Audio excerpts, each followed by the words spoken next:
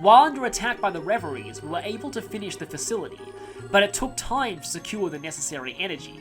During the process, it seems we got careless, and a single Reverie broke into the facility proper. Once inside, stopping it was difficult. The Reverie reached the deepest sections in an instant. We were just a hair's breadth from total disaster when the full power for the sealing operation was finally gathered. Just as the Reverie set upon us, we activated the first barrier. The light fired from the facility reflected off the inner walls of the Arhenberg, caught the Aureole floating in the sky. In that moment, the Aureole disappeared from us and the Reverie stopped entirely. Through this, we knew the first barrier was successful.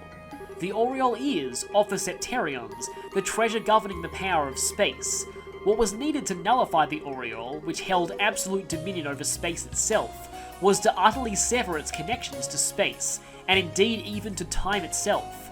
The seal mechanism, born of our hard work, had sent the Aureole, along with the entire city, into another dimension, and successfully temporarily froze it.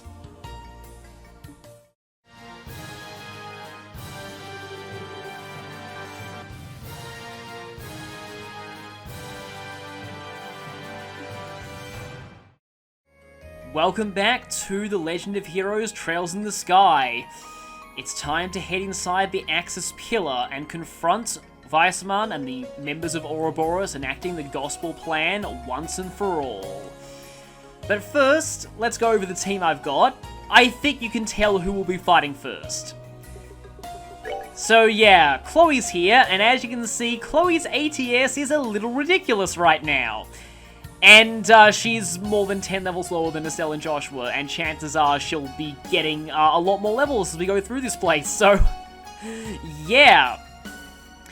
Anyway, I've set her up more as just raw ATS damage. In terms of her augments, I couldn't actually fully upgrade Chloe and Olivier's slots because their slots are really, really expensive. But I've got as many level 3 slots as I can, and yeah, Chloe has all the healing skills right now, including La Tier All, which is kind of overkill, honestly, and Arthelis, which is a full revival, which takes an enormous amount of elements to get onto your augments, but we're, I guess, finally seeing it. The good thing about that is that it has unlimited range, so no matter where anyone goes down, you can always revive them. She also has Earthwall, La Crest, Clock Up EX. I suppose I don't need to tell you this, but Clock Up and Clock Down are pretty much mandatory on everyone from this point onward. As well as a bunch of other arts. She actually does have Cocytus, so we might be able to show that one. And no Death Scream, but she has some other all-area hitting attacks to make up for it. Olivier, on the other hand, is a little different. So, males can't quite reach the ridiculous ATS that females can in this game, thanks to the female-exclusive equipment that you get. But he has Divine Cross and Crimson Eye. Does nerf his speed a little bit, but at least his ATS is pretty solid. And in terms of his augment, I've actually got him with the Time Gem, because he's going to be a little bit more about support in these fights. He has Earthwall, Crest, but he also has Zodiac. Now, I couldn't actually fit an EP Cut Quartz onto this setup, so Zodiac's going to be crazily expensive, but he has an enormous amount of EP anyway, so it shouldn't be that big a deal. And I've also got La Crest, La Fort, which honestly, using the two of those together is probably way more efficient than Zodiac anyway. And there's also a Crest, which I never really use. I might demo it at one point just to say that I've used it. Speaking of which, we also have Volcanic Rave and Meteofall. Two arts that I'm mostly including on Olivier's moveset just so I can demo them here. They're very much awesome but impractical. Death Scream is better in most cases. It's got about equal damage, it hits the whole field, and its cast time is way better. But with that ramble out of the way, welcome to our final destination, the Axis Pillar, the heart of the Lever Arc, and the seat of the Aureole.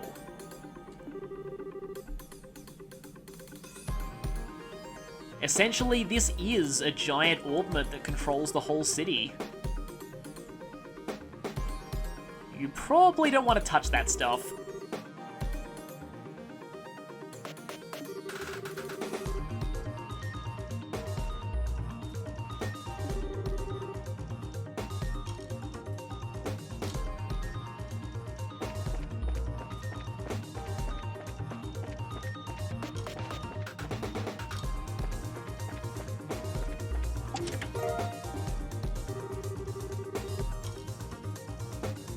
I guess I have to read this out.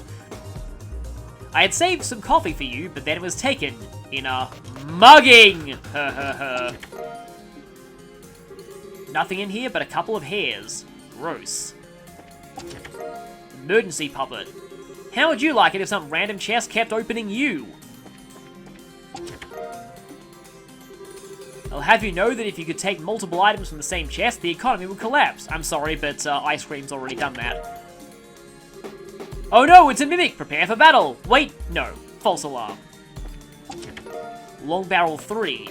Nothing. Well, life is full of little disappointments.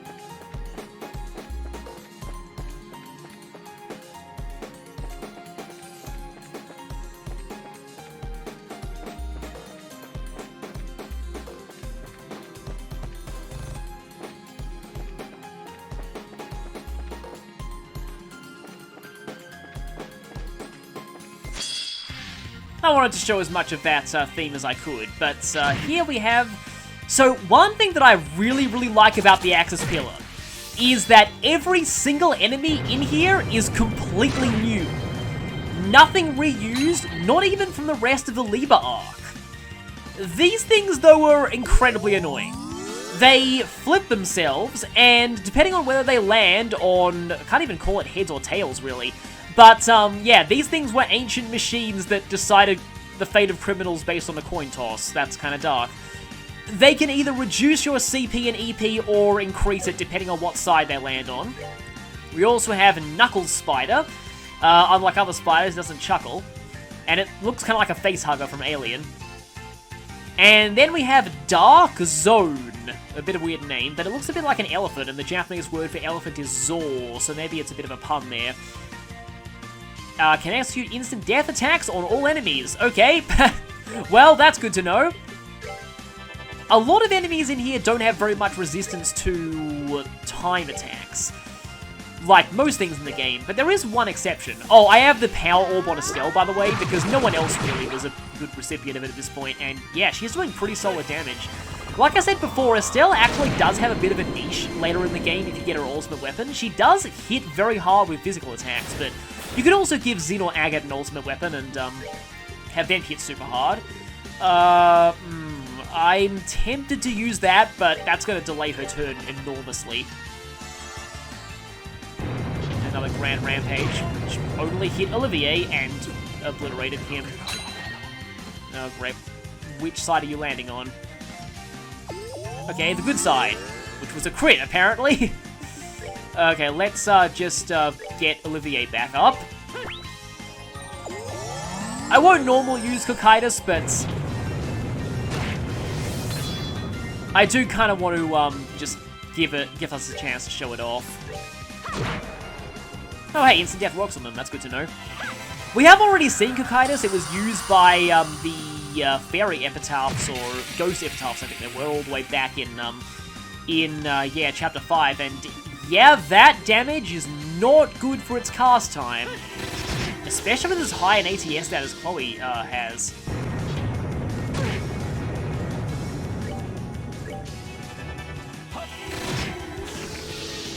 So, something that's actually kind of interesting about these enemies...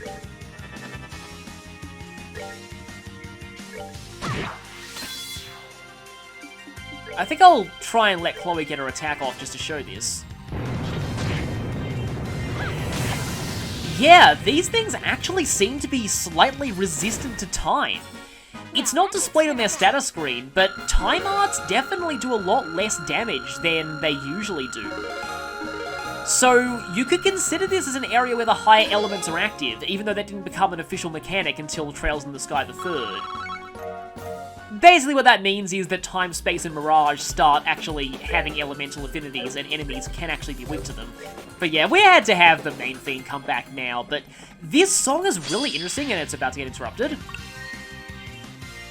Okay, that's the bad side of the coin. That's that then. Let's move out.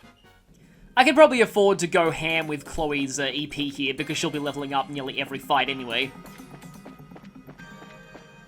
Oh, yeah, did I say every enemy was new? There's one exception.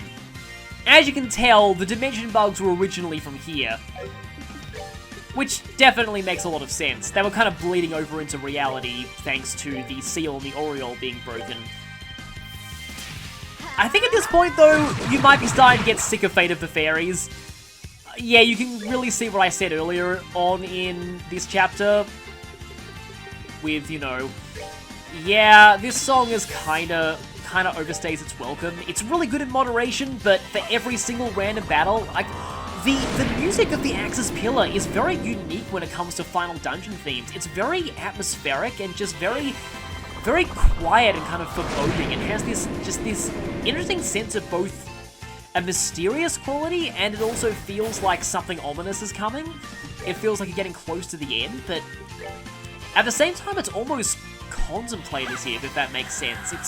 It's quite quiet and understated, and you don't often get that in the Final Dungeon theme. And I kind of wish that the theme kept playing for random battles, which is how later Trails games handle their Final Dungeons. Which is a good thing, because their Final Dungeon themes are really amazing. But what I was saying was, at this point, I will have shown most of the deciphered data crystals. So by now, you should know exactly what the aureole is, and I find this really fascinating. It's another aspect of this game that I couldn't really wrap my head around until a later playthrough, until I really read and reread things, really thought about it, but the aureole is just such a creepy, really intensely creepy concept. It kind of reminds me a bit of Skynet from the Terminator films, except possibly even worse because... Oh, by the way, I should probably show what this thing is. This is an Estrian Quartet. Okay then. But it reminds me a bit of Skynet from the Terminator films in that it's like a rogue AI that eventually decided that doing something was in the best interest of humanity and, yeah, kind of went completely insane. At least by the definition of human standards. But I find it in a way even scarier because instead of just trying to just straight up kill humans, I almost describe it as Baymax taken to horrifying extremes. Its entire motivation is just being concerned with everyone's well-being. It just wants everyone to live the best and healthiest and happiest lives possible. And to that end, when people, and it was people who basically pushed it to this extent, because originally it was just basically the AI governing the whole arc, and then people started using its power to create virtual realities, and then it started to develop rudimentary and only very, very rudimentary sentience, and think, if humans want me to keep making these virtual realities, I'll keep making them whether they like it or not. And then it just traps people inside these virtual worlds where, like, it's terrifying because it's like, as the description says, it's like taking a powerful hallucinogenic drug and euphoric stimulant at the same time.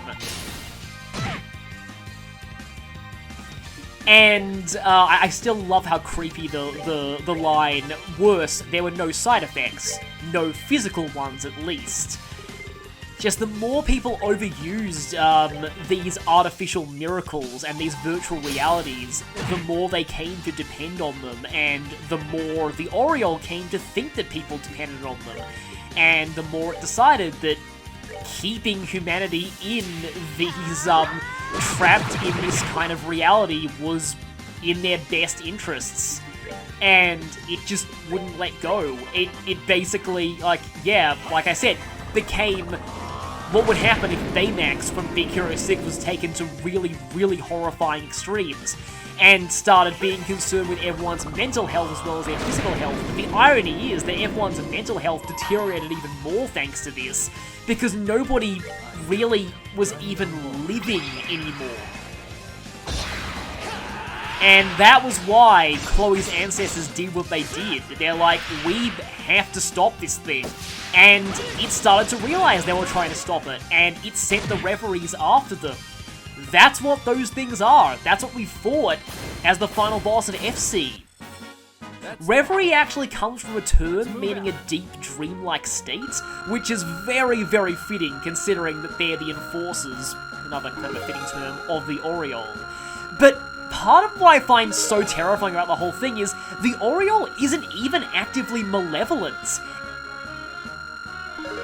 It's just doing what it does because it thinks this is what people want, and it's generally trying to help people. Which, it's just really, really creepy. In that we get a weapon for Estelle that's totally useless because we got her ultimate weapon already. What you have taken from this chest, you can never restore. I guess I can demo just how much worse it is than the Quillen Horn. Yeah, that thing is actually quite a bit worse. But I think now you can probably see what's at stake. The Oriole was bad enough when it wasn't actively malevolent and was just trying to help people. Now imagine what the Oriole could do in the hands of somebody like Weissman.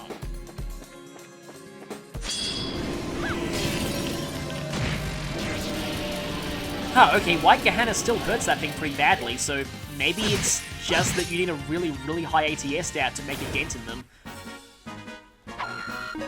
But yeah, Weissman molded a trauma survivor's damaged mind into the perfect infiltrator and assassin. And he considered that whole thing just an experiment. Imagine the power to create virtual realities and to basically inflict a powerful hallucinogen on an entire populace in the hands of somebody like that. Just imagine all the horrible things that he could do with that power in his grasp. Imagine what the Oriole could do under the control of somebody like that. That is what we're fighting to stop. That is what's at stake here. And that's why getting attached to this world and all of its people really has such a big impact, because now we stand on the cusp of Weissman having the power to mass brainwash even all of Zemuria if he wanted to.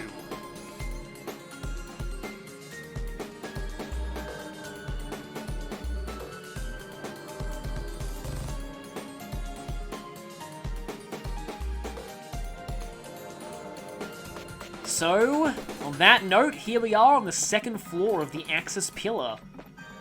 And here, after we go up this kind of spiral here, which is a little bit awkward to traverse in 3D, especially with an analog stick, because I don't think this game was really designed for analog sticks, we have this inert device here,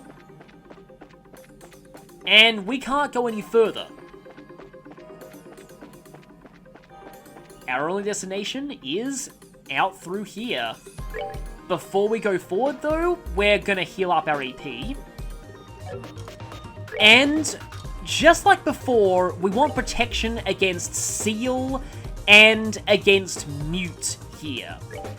Estelle and Joshua both have Grail Lockets, so they have nothing to worry about. Chloe and Olivier, they don't really mind Seal so much. I mostly just want protection against Mute here. In terms of tactics, I think I'll just bunch up because I want to kind of go for Earth Walls, but since most of our damage will be arts-based and Estelle and Joshua have good movement and range on their physical attacks, we can afford to deploy a bit further back here. In terms of S-Break though, should I use this or should I... You know what, I'm tempted to have Chloe use Sanctus Nova just so I can get the satisfaction of smacking this guy in the face with that. Now that we've saved, let's go.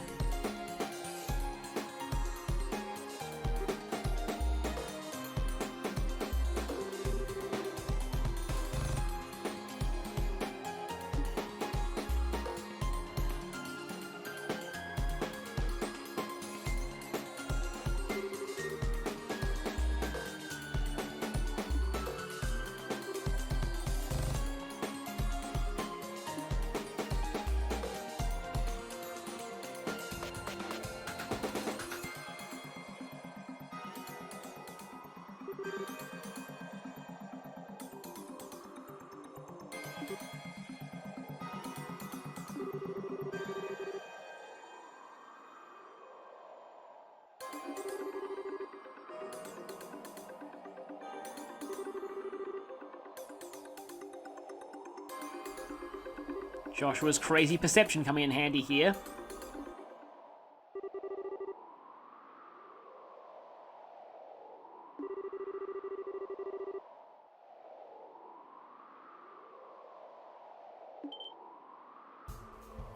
I like the touch that Joshua does an exclamation mark there, because why would he? You already saw this coming.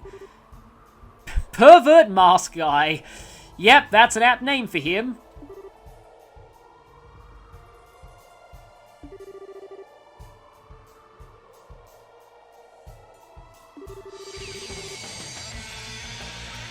The differences in dialogue for this fight in particular are pretty subtle if you bring Chloe and Olivier, but this is your first chance to fight this guy with Olivier in your party.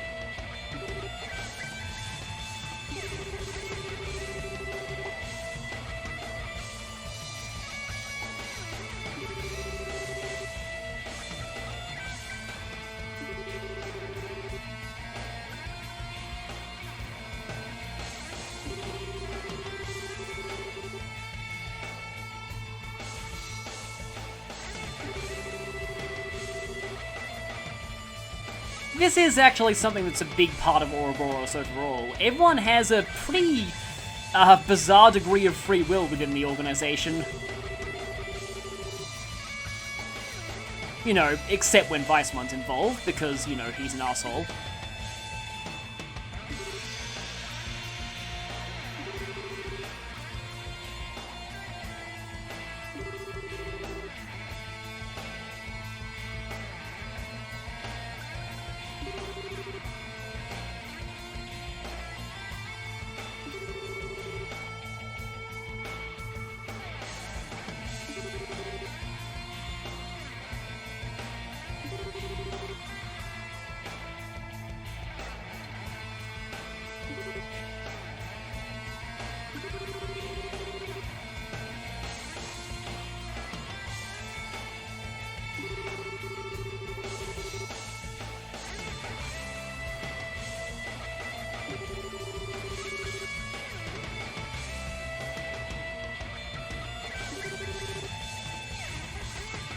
I think that's the first time we've seen him that animated.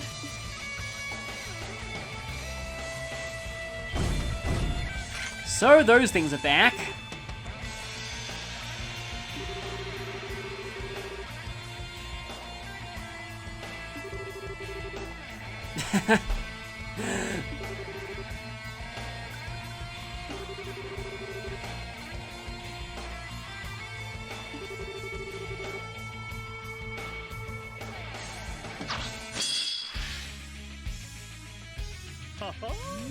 So it's time to face Bleublanc for the second time.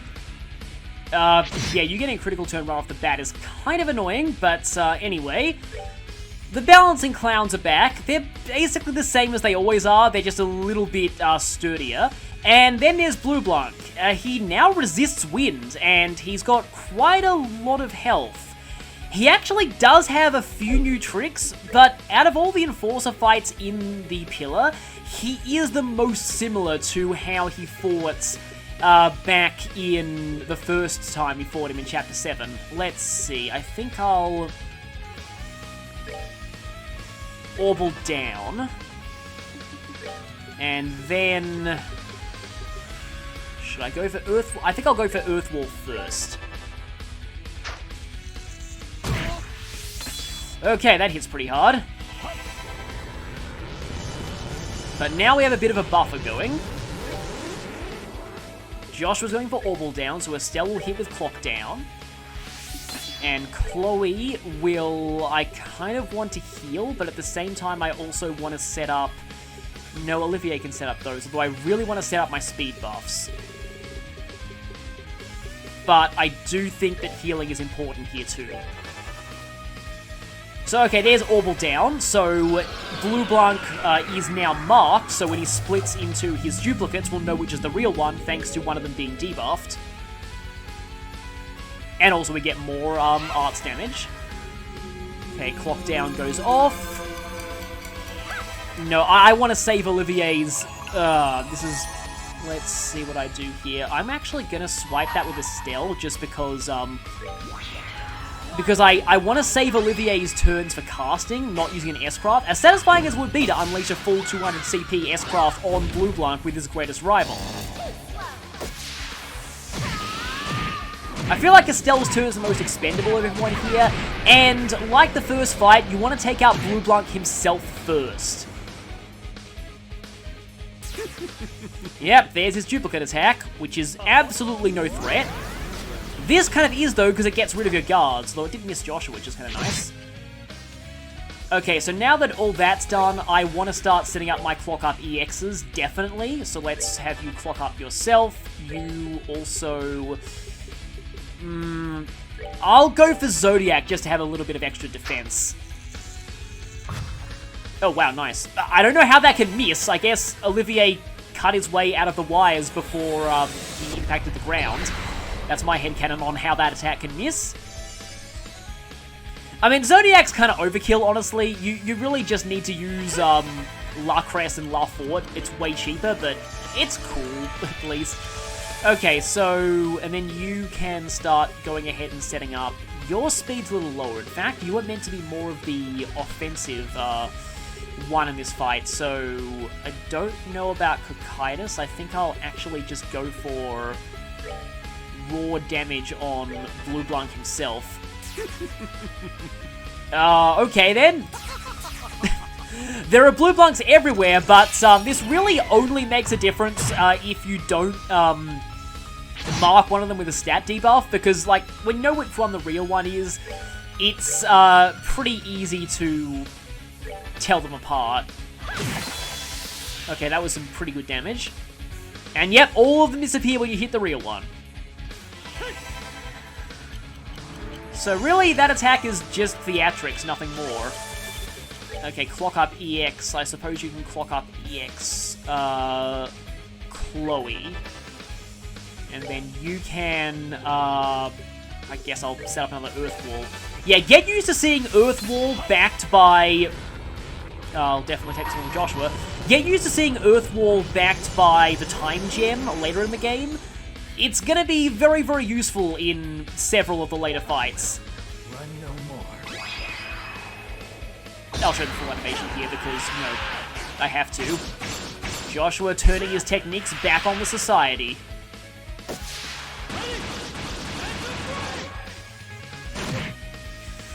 For a huge amount of damage. So, like, as you can see, these fights actually go a lot faster than the ones in Chapter 7 did, but they're not easy by any means. They hit really hard, but you also hit hard in return.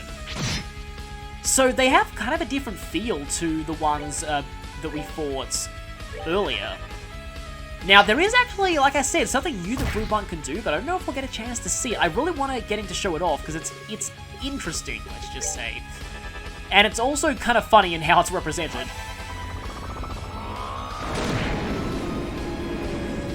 Though I don't want to get Bleublanc too low on health, because if I do that, then he's going to end up summoning more balancing clowns and dragging out the fight. I just really want him to do that thing that he does. And Estelle's going to run all the way over here. Is he going to do the thing? No Shadow Cast, but he might do the thing. No more Akashic Rain, which hits the entire field, which is kind of scary. I want him to do the thing, though. If he doesn't do the thing, I'll show it in bonus footage by reloading a save, because it's really, really interesting. Okay, Joshua's taking a bit of a beating here. Olivier, though, should probably focus on using more of these.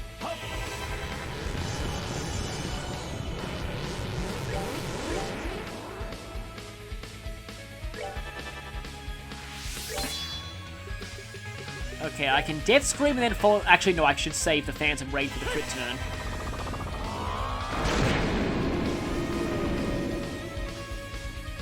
AoE attacks automatically miss the decoys, but because they always hit the real one as well. I don't think he'll end up using it, sadly. But yeah, they'll always cancel out the decoys. Run no more. And, I'm hoping this doesn't actually kill the clowns so that Olivier can finish this with his S-Craft. It killed the clowns, didn't it?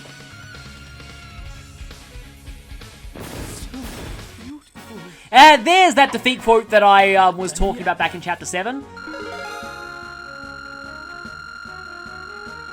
So yeah, like I said, that fight goes a lot faster than the first encounter did, but it is by no means easy. Akashic Rain is pretty painful, and it can inflict mute, I think, if you're not immune to that. And our first brief glimpse of Bleublanc's actual face. I mean, having your mask broken against your face should probably leave some pretty bad scars.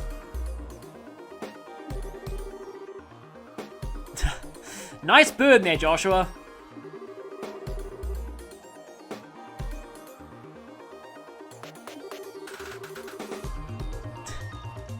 Ah yes, hope and love.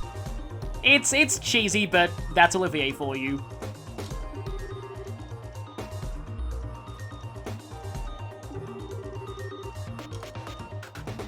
Yeah, you were only the first obstacle in our path. Oh, it wasn't luck that carried us this far anyway.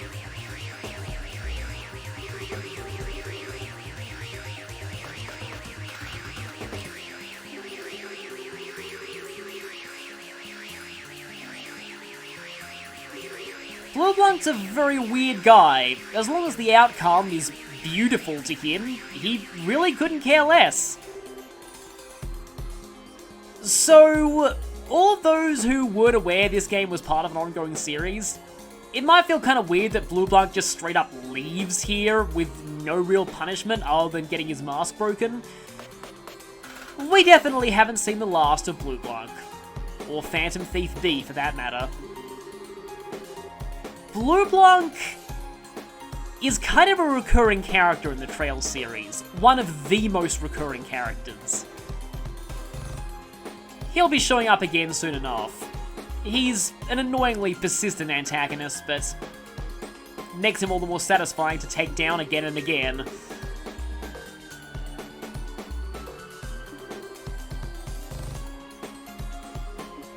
And yeah, that's the reason why, the developers patched in his Kirk Thornton voice into this game, because Kirk Thornton voices Bleublanc in his appearance in certain later games. And they liked that voice for him so much, they decided to patch it back into this one. So that unlocks not just a barrier, but also a shortcut back to the entrance, which we'll be using soon to change our party, because obviously I'm going to want to bring Zin for Enforcer number 2. Well, not actually number 2, but the next Enforcer in the Pillar. That fight went quicker than I expected, so I didn't get a chance to talk about the symbolism of Bleublanc's Tarot Arcana. He is the Wheel of Fortune. Now, reversed, Fortune represents bad luck, resistance to change, and breaking cycles.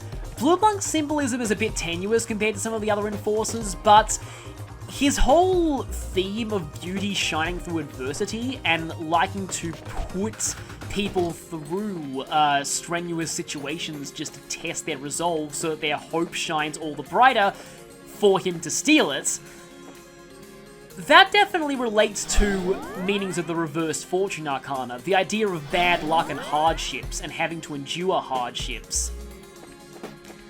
The other things about change and resistance to change is actually a little interesting, but it pertains to certain aspects about Bleublanc that are going to be discussed a little bit in Trails in the Sky the Third. I can't quite get into those now, but it's where my headcanons on exactly who Bleublanc is and like his origins come from. We don't know a lot about him, but I have theories as to how he developed the mindset that he has today. And that's something that I'll discuss when I get around to Trails in the Sky the Third. But for now, we've left Bleublanc behind. Next on our list is Volta the Direwolf, so I'll see you once I've rearranged my party for him and the next section of the Axis Pillar.